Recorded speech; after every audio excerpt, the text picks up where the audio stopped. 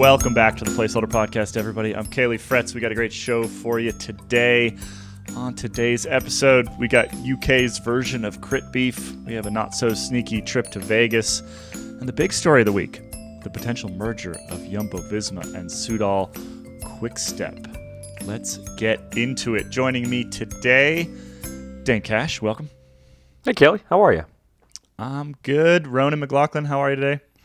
I'm better now. I thought you were going to leave me to last like you always do. Last but not least, Ronan. Jonny Long, you are last but not least today. Thanks. I'm happy to be last. Jonny, are you in a closet? Because I often record in a closet, and I know what a closet looks like, and I see a clothes rack behind you. Yeah, this is my primary residence, and I'm not often here due to its smallness. And it's also a good reason why we don't do video podcasts, because then I would have to sort of make myself look less like Harry Potter in the cupboard under the stairs.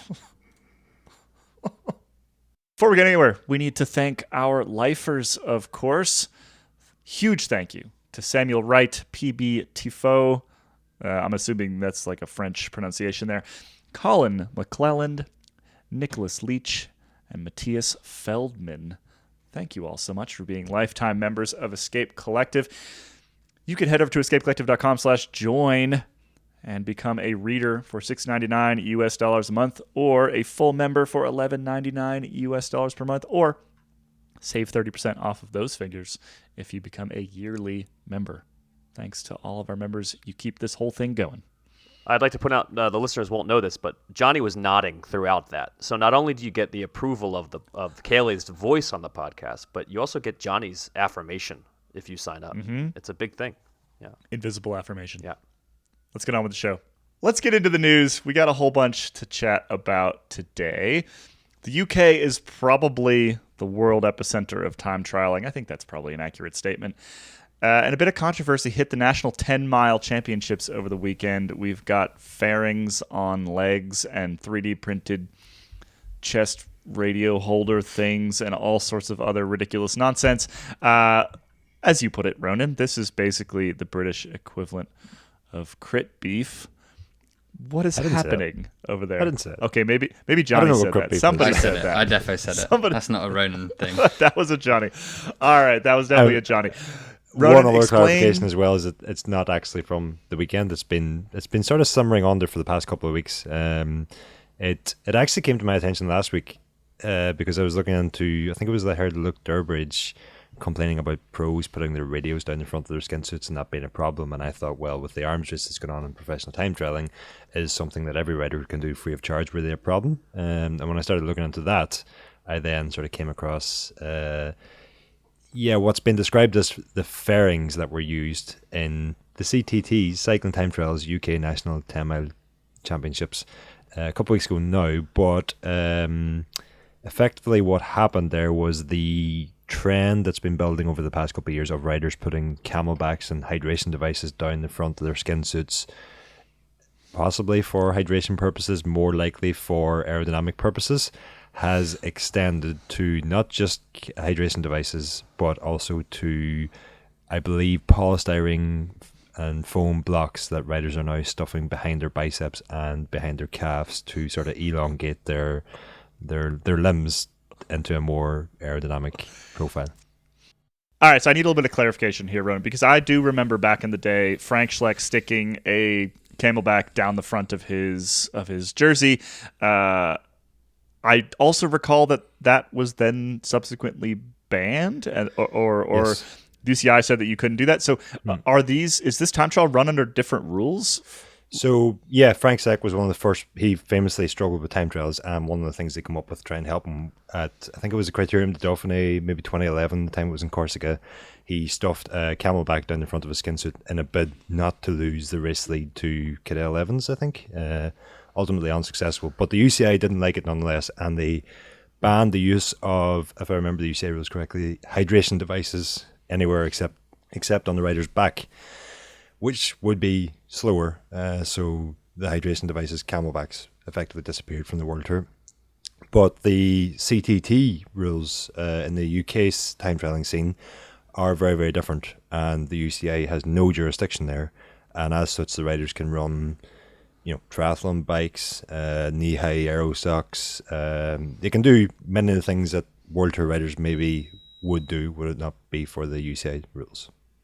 Ronan, you have been on record. I mean, everything you say is kind of on record because you're like podcasting every day, basically. But saying, often criticizing the UCI for the rules that they make. But this sounds like an area where the UCI has a positive impact. It's really hard for him to countenance. No, that. Ronan wants to stick camelbacks on his chest. No, I will say that the UCI's, this is one example of where the UCI's rule has been very effective, in that they all but did away with camelback usage, and they worded the rule in such a way that there was no real way around it. Until recently, when riders started putting radios down the front and then wrapping those radios in bubble wrap or towels or whatever to make, you can't ban a radio, so you can't really dictate where the rider puts it, and arguably it's safer down the front, and coincidentally it's also more aerodynamic, so the riders have been putting the radio down the front. You say it's a good thing, and that's part of the controversy around the use of so-called fairings in the National 10, is that it depends on how you see it. Like, is it a bad thing to use fairings? And pretty much everybody I've spoke to says yes, this is not a good development. But it's harder to pinpoint why it's not a good thing. A lot of people I spoke to didn't like it on aesthetic reasons. Others said it was just a step too far. But then when you sort of ask, well, what's the difference between elongating your bicep and elongating your time trial helmet, which is also a fairing? It's not exactly straightforward. Well, I've argued that time trial helmets run afoul of UCI rules. They do. They remain. There illegal, are some actually. time trial helmets that have specific, what's the word I'm looking for? Exemptions, so that they can be used in UCI events because they do fall outside the UCI rules. Like the specialized head sock that I know you love so much, Caley. Love it. That is actually dimensionally is not compliant with the UCI rules, but they have an exemption to use it. So, okay. I mean, you have to draw a line somewhere, right? I'm more interested sort of in the crit beef angle of this. Like, what is happening behind the scenes here? You sent me a screenshot of a forum the other day that was popping off. Like, what's the forum thread that I sent you? The title of that thread is rampant body fairing use at the National 10 Championships, and I think the straw that's broke the camel's back here. While everybody was okay with using camelbacks down in front of their skin suits, stuffing beach towels down in front of their skin suits. That was based on like a minute delay. Was that intentional? That was intentional, yes. And we've sort of turned a blind eye to riders, having 2 bottles off the back of their saddle for a 10-mile time trial and drinking from neither. The straw that broke the camel's back again is when riders have actually gone now a step further and they've either sort of cut these foam pieces or actually gone as far as 3D printing these structures to place under their skin suits, and as such get apparently a pretty significant aero gain. I'm talking like some people are claiming up to 15 watts if you get this right, and 15 watts is absolutely huge. I have seen other riders test and it makes no difference whatsoever. I've seen riders claiming it made 5 to 10 watts of difference, so it's like anything, it's very rider individual dependent.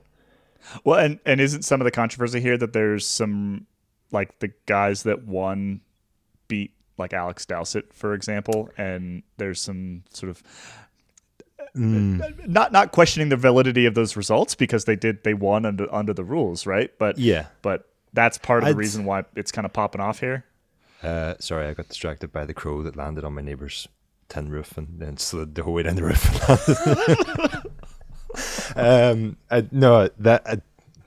There perhaps is a bit of controversy there. I've actually spoke to Alex Dowsett on this topic, and he has no issues whatsoever with getting pipped by a couple of seconds for a position in the National 10. As he sees it, he was well off the win in a way. It was a win that he was there for. But there is certainly, like, there's another Cycling Time Trials podcast have actually dedicated an entire episode to this subject this week.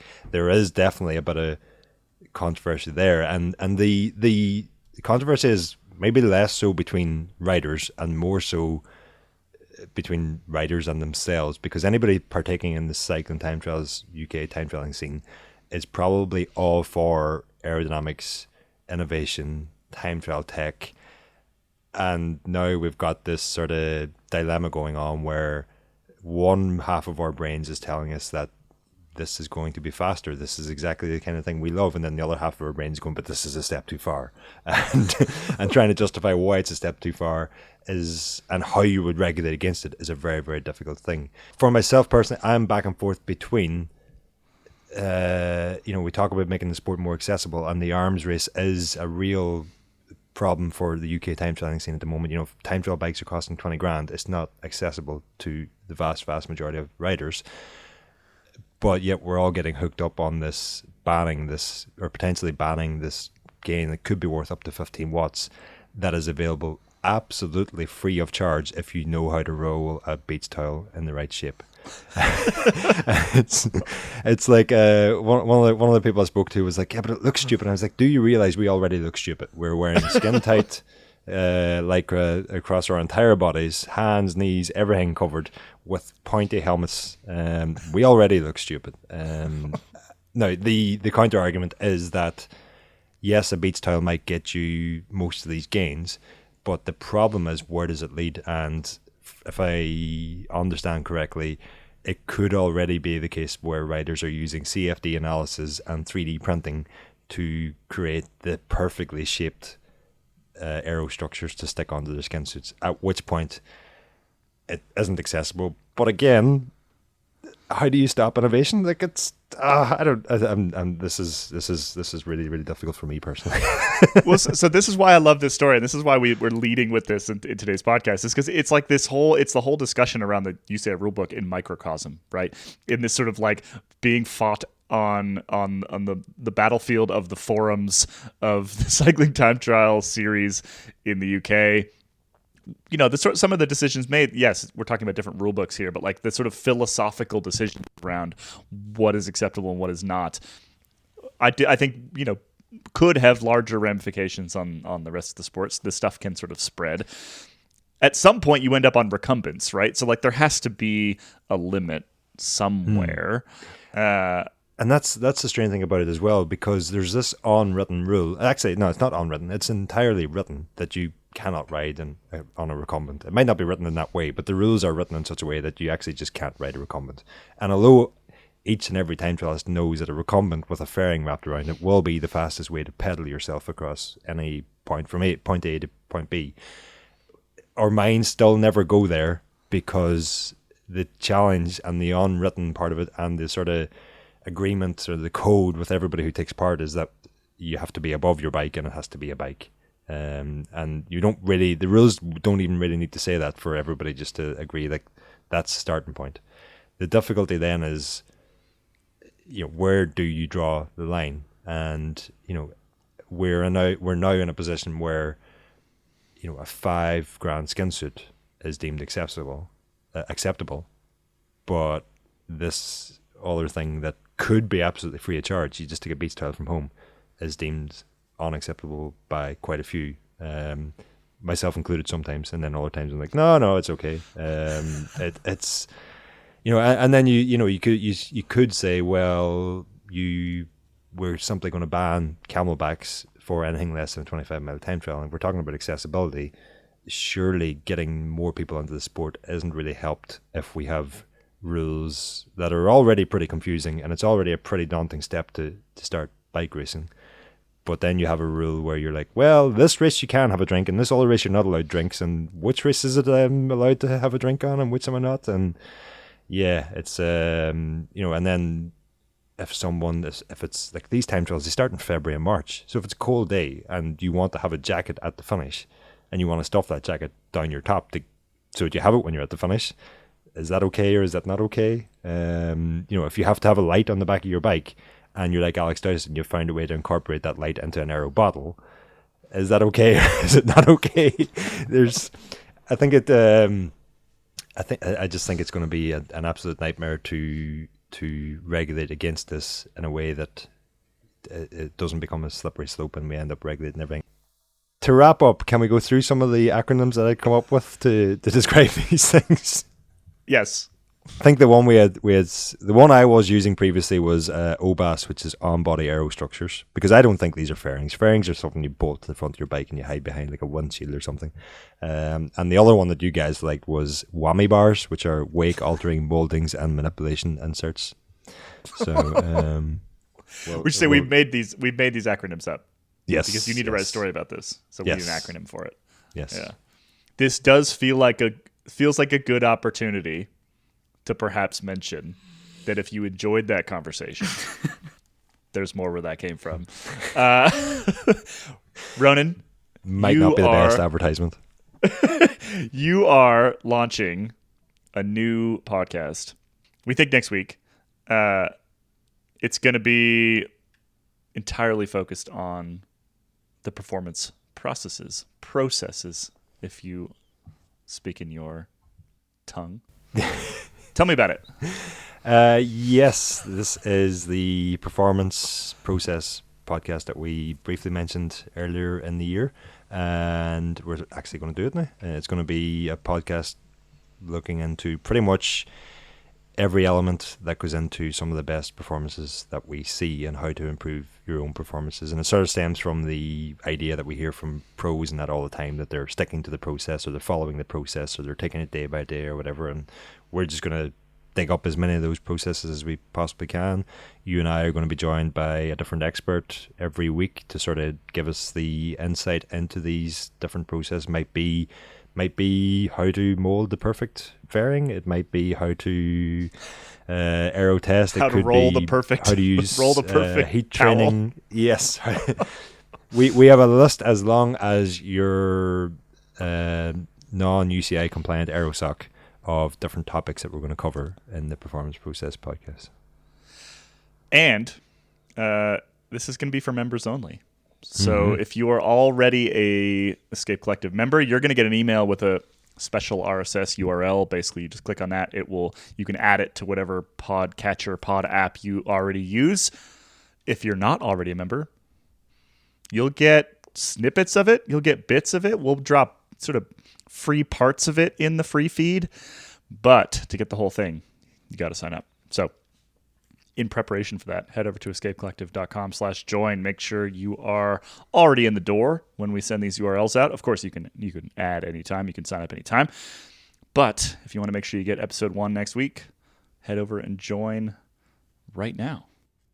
All right, we got a couple other news hits to get to here. Next on my list, Annemiek van Vleuten and Demi Vollering are headed to Gravel Worlds, the UCI Gravel Worlds. That's just a very quick little news hit here, but question, can we stop talking about the spirit of gravel yet, given the fact that we've got, road world champions and things going to a UCI sanctioned gravel event with no bacon hand-ups or tequila shots or any of the things we know that seem to involve. Do we know for certain? Bacon hand-up?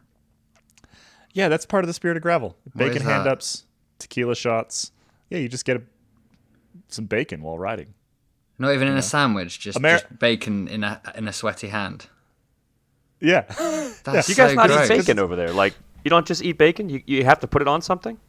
Well, like with It's you like could the have you don't just have a plate of bacon.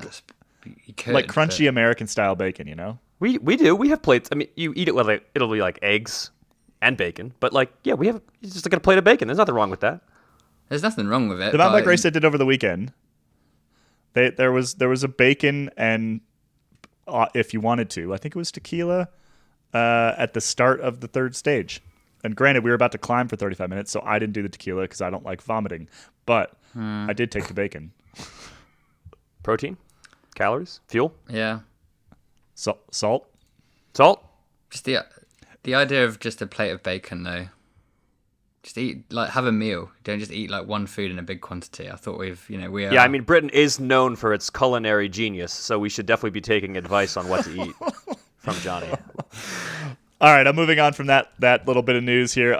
We've got another fun one, which is that Mauro Schmid went to Las Vegas. This is a sentence that Mauro Schmid's boss does not want to hear. What did he do, Johnny? Maybe he ate just full plates of bacon and really got into the sort of I hope so. The way of doing things over there. This is a story that originates from the tantalising weekly offering of Patrick Lefevre's Het Nieuwsblad column, which is like a Belgian newspaper, and he sort of calls up a really good journalist and then just speaks his mind, really, and then it all gets written down. And this week, as well as touching on other things, like just having, like, dissing Remy Cavagna for moving to Movistar, which is just, you can tick that off your bingo charts. He had accusations that Mauro Schmid went to Las Vegas and didn't upload his training files, like or lost his Garmin, and just went partying. Claimed to have lost his Garmin. Yeah, and that was like, right, this is great for Mauro Schmid. He deserves a holiday. And I'm glad that he was just like, you know what? I'm just going to lie. I'm just going to say such a bait. It's like any job. You turn up and you're like, oh yeah, I was sick today. Or, you know, I don't know, the cat did something. Just obviously false. But then Mauro Schmid went back by just posting a Strava ride of like 94 kilometers going west out of Las Vegas into the mountains, and was vindicated, I guess. And then said that he'd never lost his Garmin. He never said that to anyone, but his bike had been delayed for 2 days arriving there. So this is my question. I've ridden in Vegas. Like the riding is actually quite good in and around. Well, not in, around Las Vegas. There's Interbike used to be there. The sort of big major bike trade show. Some of the mountain bike trails around there are fantastic. There's a bunch of good riding. It's not where I would probably head if I lived in Europe. No. For a week-long training camp in the middle of September when it's still like 100 degrees every single day. Yeah, maybe he was doing heat training.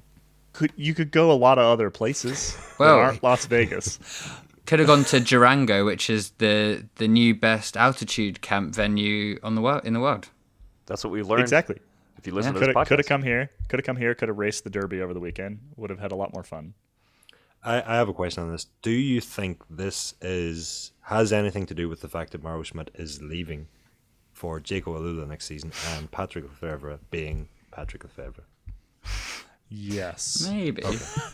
Both of those things. Okay. I'm with you, Johnny. I kind of appreciate the, like, I'm out of here. I'm going to go hang out and have a bit of a party in Vegas. I'm sure it looks like he rode his bike at least once. Kudos. Exactly. but it, I don't think I cannot imagine that this was a professional work trip.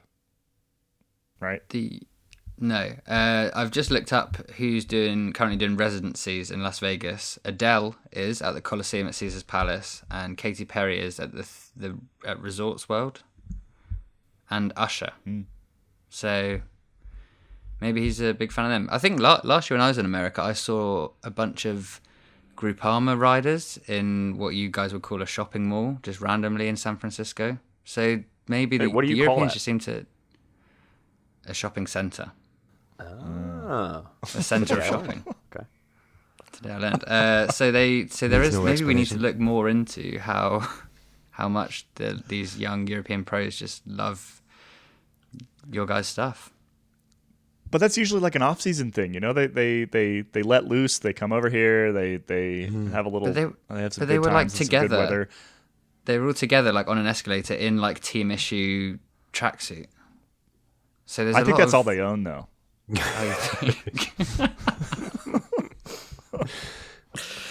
They just keep it on all the time. I'm just saying, Mauro Schmid. He raced the European Championships over the weekend. And so he still had more racing, like imminently coming up, and he decided to go to Las Vegas. I am not begrudging him going to Las Vegas. No, to be very clear, he's switching teams. He just finished off the majority of his season. Go for it, man. Have a good time. Yeah. But I cannot imagine that was a training camp. It's also worth noting on Lefevre's column that having spoke to the reporter who actually puts that together, Lefevre.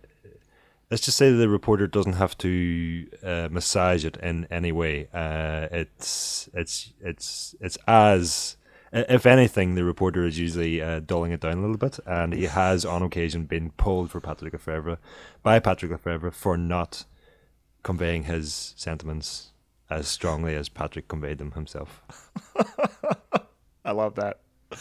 I love that. All right, one more little news item, and we're not going to dwell on this because we've got a whole other podcast that's going to dwell on this. But finally, Shimano has admitted its cranks sometimes fall apart, which is less than ideal. Ronan, we're going to get a proper rant on this on Geek Warning, right? Yeah, I think this is very much a Geek Warning subject. All right.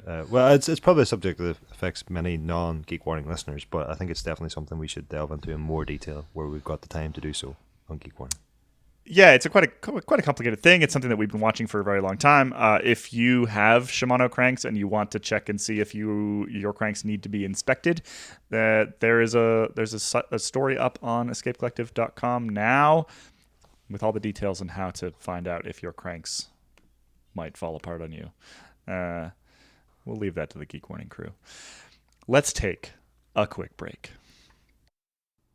Hey there, I'm Dane Cash, and I'm taking the opportunity provided by this little break in the action of the podcast you're listening to right now to tell you that if you like bike racing and you want some pretty serious analysis, you should check out the Pretty Serious Bike Racing podcast. Every week, I chat with my co-host Cosmo Catalano and a few other extremely talented analysts, and we break down all the big stories in the pro racing scene. You hear from former road pros like Abby Mickey, Ruth Winder, and Ronan Mc Laughlin, and from insightful cycling journalists like Caley Fretz, Jonny Long, and Kit Nicholson. We try to dive deep into the racing action to talk tactics, smart moves by some riders, questionable decisions by others, unheralded members of the pro peloton, and a lot more.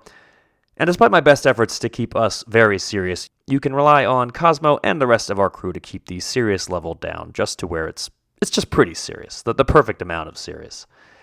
You can find the pod on the main Escape Collective podcast feed, and we hope you'll check it out. All right, back to the show. Welcome back, everybody. On the continent, Wheeler Flitz has reported over the weekend that Jumbo-Visma and Patrick Lefevre's Soudal-QuickStep team have been discussing a merger, combining the two teams. This, of course, set off a flurry of reporting, but nothing has really come into focus from all that reporting. Both sides kind of put out these non-denial type statements, so it does seem like discussions probably do exist, but discussions about lots of things exist. So I guess we kick off here with, is this going to happen? No. Nobody wants to commit. No, it's an elaborate ruse. It's Patrick Lefevre trying to use the media to put about that he's thinking of another deal when really he wants Jim Ratcliffe's money, and he's trying to expedite that process because Ineos currently only have 15 riders for next year, which last time I checked is half of a World Tour squad. So then if they merge that with half of a Quick-Step squad, then who also perfect. have only very few riders for next year, no? Yeah, they have like 22 or something, but they're still missing a fair chunk. Yeah, I feel like we all probably need to talk about the merger of Soudal and Jumbo, but like, wouldn't a merger of Soudal and Ineos also be bad? Like that doesn't that's not a lot better. It's much better. I think either way, and not to cut the end of this conversation, but I think either way, if this is even being discussed, it just shows you how, insert beep here, effed up cycling is as a whole. That first of all, the team who won all 3 Grand Tours and had first, second, and third in the final Grand Tour of the season cannot get a sponsor on their own.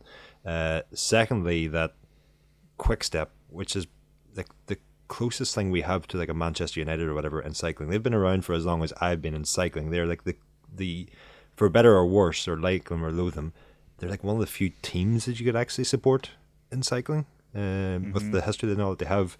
And then that the fact that a merger could happen at all in this day and age, and 90, 100, 120 jobs in cycling is reduced into 50, 60 is just not good on any level at all. Yeah, that's what I'm thinking, Johnny, when I say that it's bad either way. Yeah, but I think this one would be better because then at least you'd probably have someone to hopefully take on Jumbo-Visma rather than just being even better and having the top 4 at the Vuelta next year. We could do without that again. But yeah, it does make you think. How can Jumbo-Visma be struggling to find that much budget? Is there just no? It's crazy. Well, they apparently turned down sort of an offer, or they were having discussions with a Saudi entity, and other sponsors that are involved with the team basically said, if you bring this sponsor on, we're all out. So they kind of pushed that back. So that was one option for cash. I mean, they need a lot of cash, right? Because this is now the world super team. It is a very expensive team. It is only getting more expensive, right? Like, they're now going to have to pay probably close to a 7-figure bonus to Sepp Kuss all of a sudden, right? Like, every single time they win something, it gets more expensive to run this cycling team. And so they need a lot of cash. They need a heck of a lot of cash. We know that Jumbo is out. They want to be out now, but they have said that they will stick around through 2024 if they have to. So my guess is that we either see an Ineos Soudal-QuickStep, which makes a lot more sense in a lot of different ways, or we see the Jumbo one in 2025. I don't think that they can make that happen in the next 2-3 months. That's where my question mark is around all this, because as big as Soudal are, they're nowhere near as big an organization in terms of revenue from the research that I've done as Jumbo are. And if Jumbo are putting in 30 million per year, the question for me is, are Soudal able to step up to that level? Because much like you said there about the bonuses being a problem for Jumbo now, that's historically always been the problem that Patrick Lefevere had, was that he actually ran on pretty tight budget, and the riders' salaries weren't huge, but they worked on a bonus structure. And quite often, the more bonuses a rider chalked up during a season, the more likely they were to move on at the end of that season, because Quick-Step just could not afford to keep them around. And so that would suggest that neither Soudal nor Quick-Step are pumping the kind of Jumbo money into cycling that Jumbo are putting into cycling. And I don't know if, obviously I have no idea if Soudal would be capable of making that sort of contribution, but I also don't know if Jim Ratcliffe is the kind of person who has a secondary named sponsor on his team. It doesn't really strike me as someone who would share anything. To put things into perspective here, Soudal, which is I'm going to quote here, global leader in sealants, foams, and adhesives in over 100 countries, has a annual revenue of 1.1 billion euros. That's back from 2021. Jim Ratcliffe alone is worth something in the neighborhood of 21 billion pounds, I believe. No, sorry, USD. 21 billion USD is the number that I'm saying here. So Soudal is a big company. They probably have enough marketing budget to dump tens of millions into a cycling team if they really want to. But sort of the richer you get, the more likely you are to essentially like, okay, an extra 10 million here, an extra 10 million there, doesn't matter so much to Jim Ratcliffe. You could even say doesn't matter as much to a giant company like Jumbo. I mean, except it does matter because they're pulling out. Yeah, but they basically have said. I mean, that a lot of that was because of, if we step all the way back, a lot of that is because they've had some CEO swaps. They had some controversy around the former CEO. As we know, companies tend to support cycling because somebody high up in that company is a cycling fan, and so when those individuals move on, companies move on, and I think that's what we're seeing from Jumbo more than an inability to pay. From Ineos's perspective, they just want Remco, don't they? And Patrick Lefevere probably wants to sell up while he can and get himself a nice little extra pension so he can buy some more hats or something. He wears a lot of hats, does he? Or I don't know what he wants to do. But it seems like there'd be a way around. Lets Patrick Lefevere cash out, gives Ineos what they want, and then leaves a whole bunch of people stuck in the middle worrying about their jobs. So is it possible someone's got the wrong end of the stick here, and actually the merger is the Ineos, Remco and his support crew going to Ineos, and Soudal are actually just stepping in as a new sponsor for Jumbo, the same way as De Koning did for Alpecin last year or the year before? I mean, who knows? It's It's good. It's good how leaky everything is, though, because if things just came out straight away, we'd have nothing to talk about. There would be no sort of interest. That everybody wins. New facts would just be there. Like we get to talk about it. They get to use us to help leverage conversations. The Belgians and the Dutch are probably closer culturally than the Belgians and the British I would say. Although there is a fair amount of very old acrimony between the Belgians and the Dutch. I wonder how that would sort of mesh, right? Because you're talking Jumbo and Soudal in that instance. If you're talking Lefebvre's crew and Ineos, that feels like an even stranger kind of combination. I mean, I don't know. Johnny, you're British. Like, you could probably speak to this a bit better than I can. But yeah, like culturally, there's some...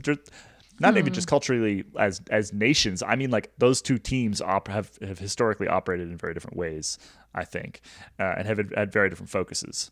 I think the Brits on Soudal-QuickStep, like there's a couple of staff and a few riders, they seem to get on with it quite well. I think they probably quite appreciate how forthright the Belgians are. I think it's probably more difficult if it was like French and British or Spanish and British. I think with the Belgians, they kind of and the Dutch, they just kind of say exactly what they think. And even though it's a bit disarming, it kind of is like a straightforward way to live. I don't know. It'd be weird, though. It'd be very odd. Both of them would be weird. Both of them would be weird. All right, so we have another... What's the last theory here?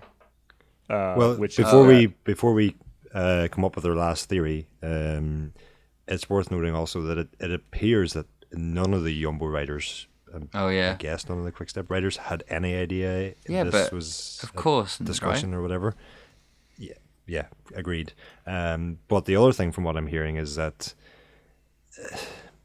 is this juicy? Ronan deciding whether to share it.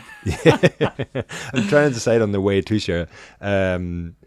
That basically within the circles that would be discussing this sort of thing at a professional level, so let's say riders and agents, it seems to be a very credible rumor. Yeah. I don't know how else to say that other than it seems to have more legs than we even know about. The whole the riders didn't know. It's like, well, of course they didn't. Like, they're the employees of the business. Like, in what other things is it you calling up, Tim Leclerc or Attila Valter being like, oh, by the way, mate, we're potentially thinking about shipping this off to those fellas, and just thought I'd let you know, even though there's of no, it is of concern, but it wouldn't happen that way. But it could have happened in that if there was riders who haven't renewed with those teams, they may have been told, look, we have no place for you in this team next year because the team doesn't exist. B, the team may be merging. There could have been discussions like that. Yeah, true. What about if there's another big sponsor that could step in? Because Tim Cook has been the CEO of Apple, might have heard of them, has been in the Netherlands. You should have said one more thing. One more thing? Oh, yeah, damn it. Oh well, too late now. We'll fix it in post-production. Thanks, Dane. Yeah, come on. Tim Cook's been hanging out with Richard Plugger and... Jumbo-Visma riders, and maybe they're just gonna I think they're worth, or their turnover or something is 6 point. Oh, I don't even. The number's too big. Basically, Tim Cook would have to just get out his wallet, open it, and just give Richard Plugger the money for next year. Tim Cook could sponsor a world-class cycling team out of his own pocket. He wouldn't even need Apple to do it. Like literally his pocket. Yeah, he would just dig into his pocket. And then, like cash. Yeah. Just floating hundreds. Now, he probably doesn't know what cash is, but yeah. True. I think it's an interesting... Well, first of all, I think it's interesting that Tim Cook is a lifelong cycling fan, which I didn't know. So we're going to go forward assuming that he listens to this podcast and is a massive Escape Collective fan, but obviously under some kind of pseudonym. Have we checked our member list?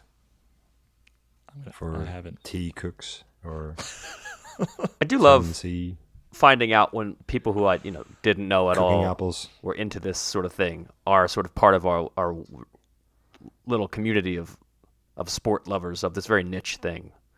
Like you feel a kinship. It's like, oh yeah, Ben Stiller and we have this thing in common. Like you just know that Ben Stiller has maybe these days he's watching GCN, but like, can you just imagine Ben Stiller 10 years ago pulling up Tiz Cycling and trying to click away all the ads so he could watch the Vuelta? I love that mental image, because he's just one of us. He's just one of us. Poor bedraggled American cycling fans pre-GCN just stealing broadcast from the Dutch or something like that. Yeah, I love that idea. I love that idea. I mean, there's no real indication that Apple has any interest in sponsoring a cycling team, but it would certainly be an interesting Apple end result. famously don't do any sponsoring, do they? Have I got that wrong? No, not really. Yeah. Sorry to poke a hole in your theory there.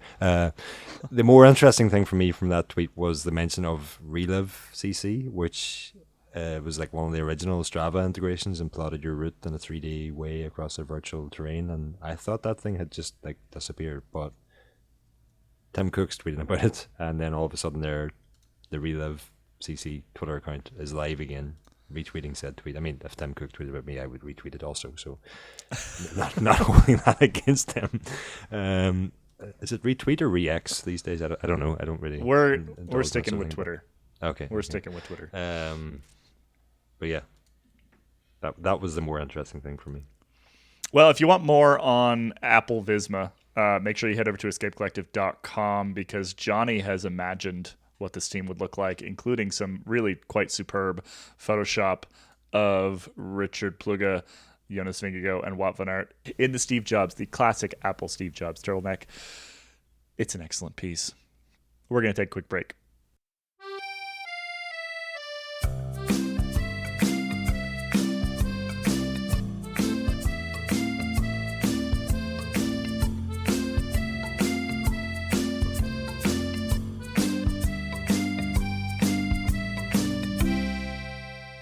Welcome back, everybody. It's time for your weekly pain. We have 2 quiz questions today. We're going to do this. The first one is going to be relatively simple rules here. We're going to go back to the way we were doing Daily Pain during the Tour de France, where we're going to go around a circle with our 3 contestants, and you all must name, in this case, a rider that fits this particular category. And if you cannot, then you are out. And the other 2, and then the last man standing gets the micro point. Whoever gets the most micro points in our 2 games, we only have 2 today, gets the big kahuna point, the big point for the week. So the second game is going to be another Price is Right game. So that'll go quick. So your category is, gentlemen, riders currently in the top 20 of the UCI World Tour men's ranking. Currently in the top 20. And we're going to kick off with Dane. Tadej Pogacar. Correct. Oh, I need to select somebody else. Ronan. Van Aert. Van Aert is in there. Jonny. Primož Roglic. Yep. Dane. Christophe Laporte.